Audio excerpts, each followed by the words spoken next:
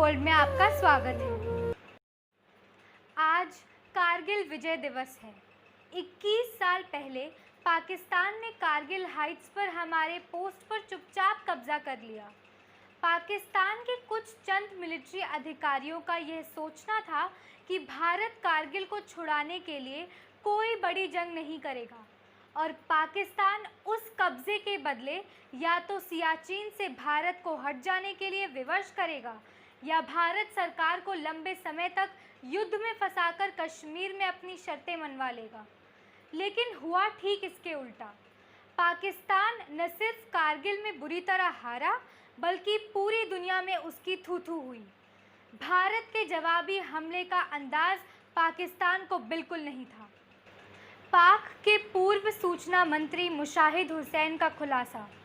मुशाहिद हुसैन ने खुद बीबीसी उर्दू को बताया कि उन्हें उस वक्त DSIPR ने ही बताया कि कारगिल में पाकिस्तान की रेगुलर आर्मी थी। वहां पाकिस्तान की नॉर्दर्न लाइट इन्फेंट्री बैठी थी। पाकिस्तान का यह दावा है कि कारगिल की लड़ाई वह जीत चुकी थी। उसकी हवा खुद मुशाहिद हुसैन ने ही बीबीसी उर्दू के साथ अपनी बातचीत में निकाल दी थी। उन्होंने कहा, मेरी नज़र में कारगिल में हमने वही भूल की जो 1965 में की थी। हमने सरकार के स्तर पर सामूहिक निर्णय नहीं लिया, जिसका पाकिस्तान को बहुत बड़ा नुकसान हुआ। कश्मीर के संघर्ष को आतंकवाद के साथ जोड़ दिया गया और अमेरिका का भारत की तरफ रुझान बढ़ गया। मुशाहिद हुसैन ने उस इंटरव्यू में ये भी माना कि पाकिस्तान की आर्मी के युवा काफ़ी संख्या में कारगिल में मारे गए और पाकिस्तान उन तक मदद भी नहीं पहुंचा पाया। पाकिस्तान की फ़ौज के अंदर ही कोऑर्डिनेशन नहीं थी।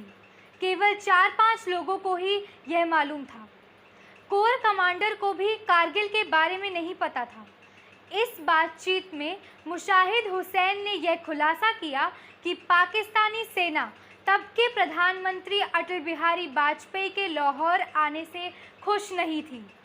एक उर्दू पत्र ने वाजपेयी के आने से 2-3 दिन पहले बड़ी हेडलाइन के साथ ये खबर छापी थी कि फ़ौज ने वाजपेयी को रिसीव करने से इनकार किया था।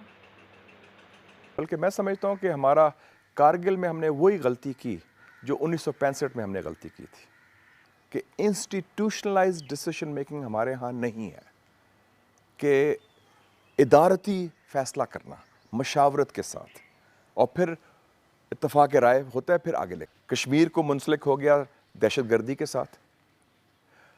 हिंदुस्तान ने अमेरिका से कुर्बत बना ली और अमेरिका की टिल्ट होगी टुवर्ड्स इंडिया। वो टिल्ट वहाँ से शुरू होती कारगिल से। और इधर अपने सबसे बड़ी बात है, what is the most important thing, loss of lives. हमारा बड़ा नुकसान हुआ, जानी नुकसान हुआ। हमने केटर नहीं किया था, जो लोग ऊपर बैठे थे सप्लाईज नहीं पहुंचा सके थे। हमारा ख्याल ही नहीं था। इंडिया तो बोफोर्स गन लेके आ गया, एयरफोर्स लेके आ गया। उनका ख्याल था कि थोड़े से होगा, तो ये तो बड़ी फ्लॉड अजम्पशंस थी। फौज के अंदर कोऑर्डिनेशन नहीं थी। एक तो फौज के अंदर सिर्फ 4 लोगों को या 5 लोगों को मालूम था सीनियर लेवल पर, बाकी कोर कमांडर्स को नहीं मालूम था। फिर आर्म फोर्सेस जिसके 3 शाखें हैं, बर्री, बहरी और फ़िज़ाई। बरी फौज के कमांडर्स और 4 लोगों के अलावा फ़िज़ाई और नेवी वाले को तो मालूम ही नहीं था। तो के पाकिस्तान आने से फ़ौज नाराज़ हो गई थी। उनके आने से 2 दिन पहले एक बहुत बड़ी लीड स्टोरी आई एक उर्दू अखबार में कि फ़ौज ने उनको रिसीव करने से इनकार कर दिया। नज़म सेठी ने गैंग ऑफ 4 का षड्यंत्र बताया। पाकिस्तान के वरिष्ठ पत्रकार नज़म सेठी जियो न्यूज़ पर एक बातचीत में कहते हैं, 1999 में army chief general Musharraf, chief of general staff general Aziz, जो कि कश्मीर में जिहाद के लिए भी जिम्मेदार थे और ISI में रह चुके थे, 10th कोर के कमांडर जनरल महमूद और कारगिल इलाके के इंचार्ज ब्रिगेडियर जावेद हसन, जिन्हें गैंग ऑफ 4 भी कहा जाता है, ने कारगिल ऑपरेशन की तैयारी की है।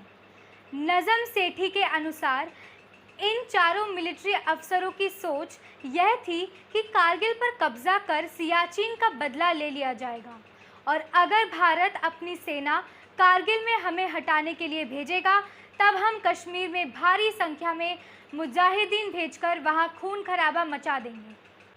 नज़म सेठी के अनुसार 20 मई 1999 के आसपास जब मियां नवाज शरीफ चीन में थे और उनकी लंबी बातें पाकिस्तान के मिलिट्री अधिकारियों से हो रही थी, तब किसी ने उनकी बातचीत को टैप कर लिया और बात इंटरनेशनल लेवल पर फैल गई कि कारगिल में पाकिस्तानी सेना थी।